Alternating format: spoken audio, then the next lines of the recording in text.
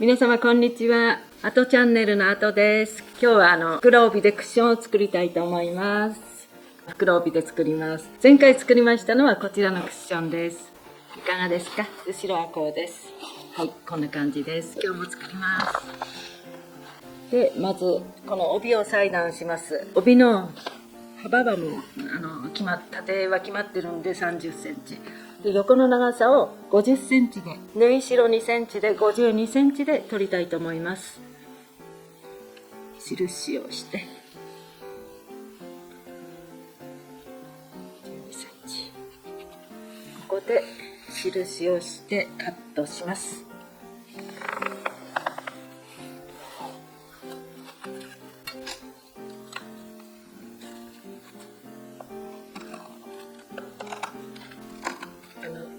袋帯は中に帯芯が入っててなかなかね硬くて切れないんです。頑張ります。で失礼します。眼鏡をちょっとかけまして、でここに中に帯芯が入ってますので、これがちょっと硬くてどうしようもないので、これを4センチ中でカットします。こういう風に入ってます。この帯が二重になって念入りに入ってますね。これ全部カットします。4センチでカットする前に、ここの2センチのところに縫い代分をアイロンでちょっと形付けます。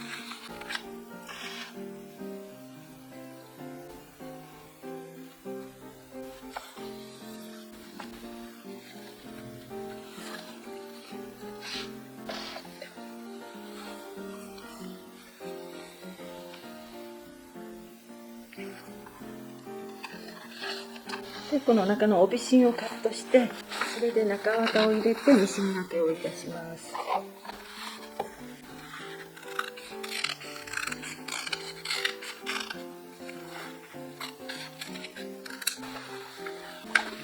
いろんな帯の仕立て方があるので、こういう風に切ったらこれは捨てます。それであとは中綿を入れて縫製するだけで出来上がります。中綿をこれちょっと入れて、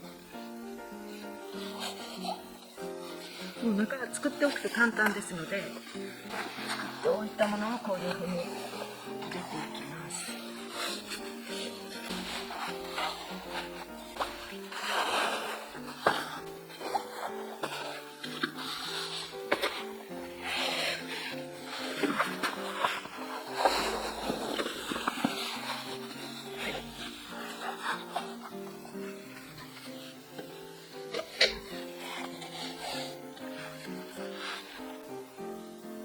これで2センチのところに留めていって仕上げて出来上がります。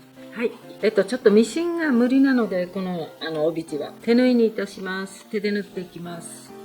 時々ね帯って硬いんで縫えないのがあるんですよ。その時は手縫いで根気よくやっていきます。こういう風に仕立てていきます。